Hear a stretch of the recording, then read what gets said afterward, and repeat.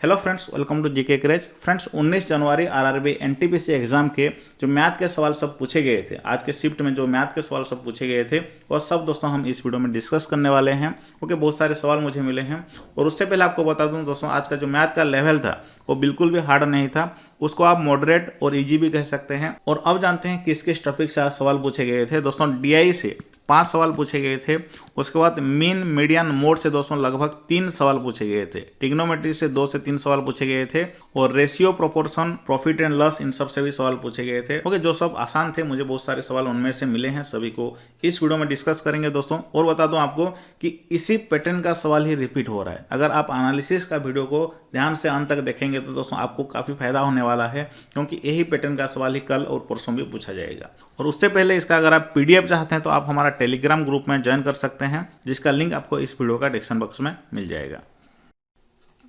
सभी क्वेश्चन का दोस्तों मैं आपको शॉर्टकट भी बताऊंगा और उससे रिलेटेड फॉर्मूला सब भी बता दूंगा, ताकि आपको आने वाले शिफ्ट में मदद हो पाए। और चलिए शुरू करते हैं। पहला सवाल देखते हैं। दोस्तों, सवाल पूछा गया था, अगर दो संख्याओं का योगफल 14 है और उनका अंतर है 10, तो दोस्तों उन दो संख्याओं का गुणनफल क्या होगा। यानी दिया गया है हमें a plus B equal to 14 दिया गया है, a minus B equal to दोस्तों हमें दिया गया है 10, तो ए बी क्या होगा। और दोस्तों इसके लिए एक फार्मूला चार्ट है जो कि मैं अभी आपको दिखाने वाला हूँ। देखिए दोस्तों, ये जो फार्मूला चार्ट है इसी से हर शिफ्ट में सवाल पूछे जा रहे हैं। ओके, इसलिए इन सब को दोस्तों ठीक से रट लीजिए, प्रैक्टिस कर लीजिए, ताकि जब भी दोस्तों इसी तरह के सवाल पूछे जाएँ आप डायरेक्ट वहाँ पे कर सकते हैं।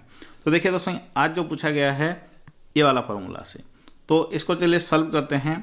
ए बी का वैल्यू क्या हो जाएगा दोस्तों, ए प्लस बी का होल स्क्वायर, यानी 14 का होल स्क्वायर कितना हो जाएगा 196। उसके बाद ए माइनस बी का होल स्क्वायर, तो ये हो जाएगा 100 प्लस 4ab। उसके बाद दोस्तों 4ab इक्वल टू क्या हो जाएगा 196 माइनस 100, यानी 96 हो जाएगा।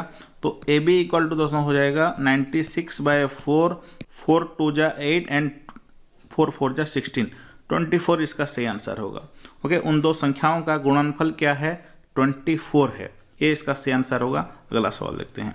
ओके, ये चार्ट को पूरा ठीक से रट लीजिए, ज़्यादातर सवाल दोस्तों इन्हीं में से ही पूछे जा रहे हैं। दोस्तों नेक्स्ट सवाल पूछा गया था, यदि किसी संख्या को 125 से डिवाइड किया जाता है, यानी भाग दिया जाता है, तो दोस्तों जो शेष बचता है वो है 25, यानी जो रिमाइंडर बचता है वो है 25। और दोस्तों अगर 11 से भाग दिया जाए उसी संख्या को, तो जो शेष बचता है, जो रिमाइंडर बचता है, वो कितना होगा, यहाँ पे पूछा गया है। दोस्तों इसी तरह के सवाल को आप कैसे सॉल्व करना है आप सभी लोगों को पता होगा कि जब 25 है उसको 11 से भाग दे देना पड़ता है हमको। तो भाग देंगे तो कितना होगा, देखिए 11 2 जा 22, हमारा रिमाइंडर आ रहा है 3। तो दोस्तों जो शेष बचेगा, जो शेषफल बचेगा वो है 3 बचेगा। ओके, 3 इसका सही आंसर होगा। चलिए बढ़ते हैं नेक्स्ट सवाल की ओर। दोस्तों नेक्स्ट सवाल पूछा गया था, MQ माइनस 4M, इसका गुणनखंड क्या है। ओके दोस्तों, इसका जो गुणनखंड जानने के लिए इसको हमको सॉल्व करना पड़ेगा। तो देखिए m जब यहाँ से कॉमन ले लेंगे तो क्या हो जाएगा m² माइनस 4। उसके बाद देखिए फिर अगर हम इसको m² माइनस 2 का स्क्वायर लिख सकते हैं, तो अब देखिए यहाँ पे a² माइनस b² का फॉर्मूला अप्लाई करके a plus B into a minus B कर सकते हैं। तो ये हो जाएगा m प्लस 2 m माइनस 2, ये इसका सही आंसर होगा। Okay, m into m plus 2 m minus 2 इसका सही आंसर है। दोस्तों नेक्स्ट सवाल पूछा गया था, यदि एक सम अष्टभुज का प्रत्येक अंतःकोण है दोस्तों 135 डिग्री, तो अष्टभुज का बाह्य कोण क्या होगा। दोस्तों जो एक अष्टभुज होता है, इसी तरह से इसका जो बाह्य कोण कितना होता है दोस्तों, ये पूछा है। ओके, जो अंत वाला कोण कितना दिया गया है 135 दिया गया है, जो इंटीरियर एंगल दिया हुआ है 135, हमको एक्सटीरियर एंगल यानी बाह्य कोण निकालना है। देखिए दोस्तों ये 180 डिग्री से इसको माइनस करना पड़ेगा, तो 180 माइनस 135 करेंगे तो ये दोस्तों आपका आ जाएगा 45 डिग्री। तो 45 डिग्री इसका सही आंसर होगा। ये सवाल पूछा गया था। चलिए बढ़ते हैं नेक्स्ट सवाल की ओर। नेक्स्ट क्वेश्चन पूछा गया था, किसी वस्तु पर क्रमागत बट्टा 20 एंड 30% हो तो उसका जो समतुल्य बट्टा क्या होगा। यानी दोस्तों दो डिस्काउंट है 20% और ये 30% दो डिस्काउंट हैं, तो उनका जो समतुल्य डिस्काउंट क्या होगा दोस्तों, इसके लिए हमको 20 + 30 करके -20 × 30 करना होता है। ओके, डायरेक्ट फॉर्मूला है। तो ये 50 हो जाएगा, उसके बाद 0 0 कैंसिल हो गया, -5 करेंगे तो ये हमारा हो जाएगा 44% डिस्काउंट। 50 - 6 होगा, 50 - 6 44% डिस्काउंट सही आंसर है इसका। दोस्तों नेक्स्ट सवाल पूछा गया था, यहाँ पे आप देख सकते हैं इसका योगफल आपको निकलना है। पहले 4 8 दिए गए हैं, उसके बाद 3 8 दिए गए हैं, उसके बाद 2 8, उसके बाद 1 8 दिया गया है। दोस्तों इसी तरह के सवाल सब कर सकते हैं, लेकिन कितना जल्दी आप कर सकते हैं, कितना एक्यूरेसी के साथ कर सकते हैं, वो आपके ऊपर डिपेंड करता है। तो दोस्तों देखिए, इस तरह के क्वेश्चन को बस आपको ऑप्शन को ध्यान से देखना है। आप पहले बताइए मुझे, इन सब को जोड़ेंगे तो 10,000 से ज़्यादा होगा क्या? नहीं होगा ना। 9,000 और 10,000 के बीच में ही रहेगा, क्योंकि दोस्तों देखिए इन तीनों को जब हम जोड़ते हैं तो ये कितना आता है, लगभग 1,000 के आसपास आता है। तो देखिए जब हम जोड़ेंगे तो ये लगभग दोस्तों 9,800 के आसपास ही इसका आंसर आएगा। तो इससे दोस्तों आप अपना ऑप्शन को देखेंगे तो वो जो ऑप्शन में ही आपका आंसर दिख जाएगा। ओके, कुछ ऑप्शन आप 10,000 से ज़्यादा होंगे, कुछ ऑप्शन सिर्फ 8,000 के आसपास होंगे। तो इसी तरह से आप अपना दिमाग इस्तेमाल करके इसका आंसर निकाल सकते हैं। अगर इसका हम एक्यूरेट निकालेंगे तो कितना हो जाएगा, देखिए 888 क्या 2 7 8 9 9872 इसका सही आंसर होगा। ओके, बढ़ते हैं नेक्स्ट सवाल की ओर। दोस्तों अगला सवाल पूछा गया था, 10 और 40 के बीच कितने अभाज्य पूर्णांकों संख्या हैं, यानी दोस्तों कितने प्राइम नंबर हैं बताइए 10 और 40 के बीच में।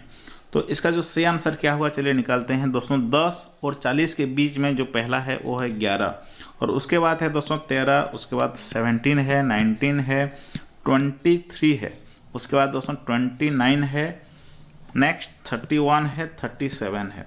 तो सभी को दोस्तों ऐड करेंगे तो 1 2 3 8 नहीं, मतलब गिनेंगे तो 1 2 3 4 5 6 7 8 8 अभाज्य संख्या हैं 10 और 40 के बीच में।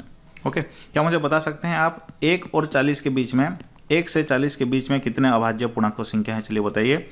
दोस्तों अगला सवाल ये 3 फॉर्मूला से पूछा गया था। ये ट्रिग्नोमेट्री के 3 महत्वपूर्ण फॉर्मूला हैं, इनको ठीक से रट लीजिए दोस्तों, इन्हीं से डायरेक्ट सवाल पूछे जा रहे हैं। ओके, जो पहला फॉर्मूला है वो है दोस्तों sin² θ + cos² θ = 1। दूसरा फॉर्मूला है sec² θ = tan² θ + 1, और तीसरा फॉर्मूला है cosec² θ = 1 + cot² θ। तो इसी से डायरेक्ट सवाल पूछे जा रहे हैं, इसलिए दोस्तों इन 3 फॉर्मूला को ध्यान से याद रखिए। और अगर सवाल दोस्तों पूछा जा रहा है कि 1 - cosec² θ क्या होगा, शायद ये सवाल आज पूछा गया था, लेकिन इन 3 फॉर्मूला में से सवाल पूछा गया था, जान लीजिए। चलिए दोस्तों अगला सवाल देखते हैं। दोस्तों नेक्स्ट सवाल पूछा गया था, इसका मिनिमम वैल्यू यानी जो सबसे लघुत्तम मूल्य क्या है, 3 sin θ + 4 cos θ। दोस्तों इसका मिनिमम वैल्यू क्या होगा, इसके लिए एक फॉर्मूला होता है -(a² + b²), और यहाँ पे a है दोस्तों 3 और b है 4। तो जब इसको हम सॉल्व करेंगे, 3 का स्क्वायर कितना हो जाएगा, 9 हो जाएगा, 4 का स्क्वायर कितना हो जाएगा, 16, 16 + 9 होता है 25, 25 का रूट ओवर कितना हो जाएगा, -5 इसका सही आंसर है। तो इनका जो मिनिमम वैल्यू क्या है दोस्तों, -5 है इनका मिनिमम वैल्यू। दोस्तों नेक्स्ट सवाल पूछा गया था ट्रिग्नोमेट्री से, sec 1 degree, sec 2 degree, sec 3 degree, इन सब के बीच में डॉट दिया गया था, यानी इनका मल्टीप्लाई करेंगे तो अप टू sec 179 तक कितना होगा, सवाल दोस्तों पूछा गया था। तो देखिए दोस्तों जो sec 90 का वैल्यू होता है वो होता है इनफाइनाइट। ओके, तो इसके बीच में आ रहा है ना sec 90, तो इसका जो सही आंसर हो जाएगा दोस्तों वो इनफाइनाइट ही होगा, आपके ऑप्शन में देख लीजिएगा। और क्या मुझे आप बता सकते हैं, अगर यहाँ पे सेक के जगह पे साइन होता तो sin 1 degree into sin 2 degree, sin 3 degree up to sin 179 degree तक, तो उसका सही आंसर क्या हो जाता, मुझे कमेंट बॉक्स में बताना। ओके, देखते हैं इसका सही आंसर कितने लोग दे पाते हैं। दोस्तों नेक्स्ट सवाल पूछा गया था, अगर एक समबाहु त्रिभुज का भुजा 4 यूनिट है, मैंने इसको आजिम किया है 4 यूनिट, इसके जगह पे कुछ और दिया गया था, तो उसका क्षेत्रफल कितना होगा। दोस्तों काफ़ी आसान सवाल है। जो समबाहु त्रिभुज का जो फॉर्मूला होता है उसका एरिया का, वो होता है √3/4 a²। तो जो वैल्यू वहाँ पे दिया होगा बस a के जगह पे पुट कर देना है। अगर 4 दिया है तो 4 का स्क्वायर कितना हो जाएगा, 16 हो जाएगा, 4 × √3 करेंगे तो 4√3 इसका सही आंसर होगा। ओके, दोस्तों नेक्स्ट सवाल पूछा गया था, tan - 405 डिग्री का वैल्यू क्या है। आपको पता होगा दोस्तों tan - θ का वैल्यू क्या होता है, -tan θ होता है। तो इसका वैल्यू क्या हो जाएगा, 405 डिग्री, और इसको हम क्या लिख सकते हैं, 405 को 360 प्लस 45 लिख सकते हैं ना। और 360 डिग्री के बाद सभी वैल्यू रिपीट होते हैं, तो इसका जो वैल्यू हो जाएगा 1045 डिग्री ही हो जाएगा, माइनस 1045 डिग्री। तो 1045 का वैल्यू क्या है, 1 है, उससे पहले क्या है, माइनस है, तो -1 इसका सही आंसर होगा। तो दोस्तों इसका जो सही आंसर हो जाएगा -1। दोस्तों अगला सवाल है कि पी ने एक वस्तु को 1600 रुपया में खरीदा, उसका जो कॉस्ट प्राइस है, क्रय मूल्य है, वो है 1600 रुपया, उसको 10% के लाभ में बेच दिया। यदि उस वस्तु को वो 1840 में बेचता तो उसका लाभ प्रतिशत कितना बढ़ जाता, सवाल पूछा गया है। दोस्तों जब वो 1840 में बेच रहा है तो वो उसका जो लाभ कितना है, 240 रुपीज़। 240 रुपीज़ कितना का, 1600 रुपया में इसका कितना प्रतिशत हो जाएगा, पहले निकाल लेते हैं।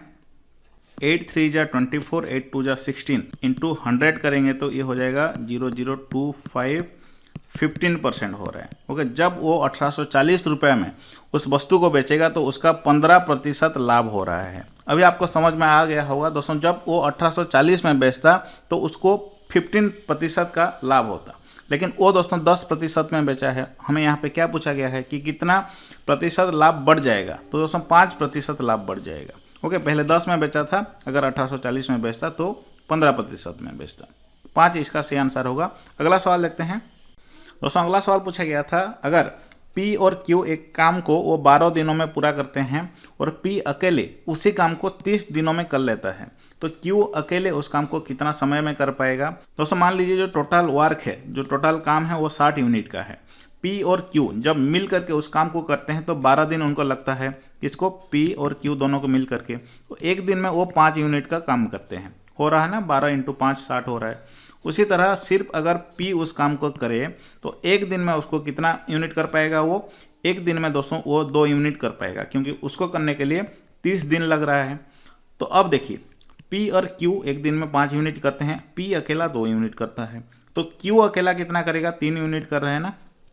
एक दिन में 3 यूनिट कर पा रहा है, तो टोटल काम है 60 यूनिट, तो टोटल उसको कितने दिन लगेंगे, 20 दिन लगेगा। काफ़ी आसान सवाल था दोस्तों। अगला सवाल पूछा गया था आपका प्रॉफिट एंड लॉस से। सवाल पूछा गया था, एक 60 पर 15% की हानि 225 रुपया है, और इसका जो क्रय मूल्य है दोस्तों क्या करना है आपको। तो देखिए 15% का लॉस, 15% लॉस इक्वल टू, अगर 225 है, 1% लॉस का क्या होगा, 225 डिवाइडेड बाय 15%। दोनों को डिवाइड करेंगे तो क्या होगा, 15 आएगा, क्योंकि 15 × 15 225 होता है। तो अब देखिए तो 100% हमारा क्रय मूल्य है, 100% यानी 1500 रुपया इसका सही आंसर होगा। ओके, काफ़ी आसान सवाल था, उम्मीद करता हूँ ये आपको समझ में आया होगा। दोस्तों अब आपको क्या करना है, अब हमारा जीके क्रैच एप्लीकेशन को आप डाउनलोड कर लीजिए। वहाँ पे दोस्तों आपको एनटीपीसी एग्जाम में सक्सेस पाने के लिए कंप्लीट जीके कंटेंट मिलेगा। ओके, स्टैटिक जीके हो गया, उसके बाद करंट अफेयर, पिछले 2 साल के करंट अफेयर टॉपिक वाइज मिल जाएंगे। उसके साथ साथ दोस्तों आज तक जितने भी सवाल पूछे गए हैं एनटीपीसी एग्जाम में, सभी का पीडीएफ भी मिल जाएगा आपको, और बहुत सारे मॉक टेस्ट भी मिल जाएंगे। जिस टॉपिक से सवाल पूछे जा रहे हैं मॉक टेस्ट भी मिल जाएगा। साइंस हो गया, बायोलॉजी, केमिस्ट्री, फिजिक्स, सभी का दोस्तों टॉपिक वाइज नोट्स मिल जाएगा, सभी का मॉक टेस्ट भी मिल जाएगा। और पिछले 5 साल के रेलवे एग्जाम में रेलवे के एग्जाम हुए थे, सभी का दोस्तों ऑफिशियल आंसर की भी वहाँ पे मिल जाएगा। आप देख रहे होंगे कि प्रीवियस ईयर क्वेश्चन से बहुत सारे सवाल पूछे जा रहे हैं। तो सबसे बेस्ट रहेगा दोस्तों, अभी तुरंत डाउनलोड कर लीजिए। इस वीडियो का डिस्क्रिप्शन बॉक्स में लिंक है जीके क्रैच एप्लीकेशन का, नहीं तो आप प्ले स्टोर से भी डाउनलोड कर सकते हैं हमारे जीके क्रैच एप्लीकेशन को। और दोस्तों अब लगभग 90,000 लोग इसका इस्तेमाल कर रहे हैं, तो आप भी जरूर इसका फायदा उठाइए। फिर मिलेंगे नेक्स्ट वीडियो में। धन्यवाद। 5 स्टार रिव्यू भी दे दीजिएगा एप्लीकेशन को।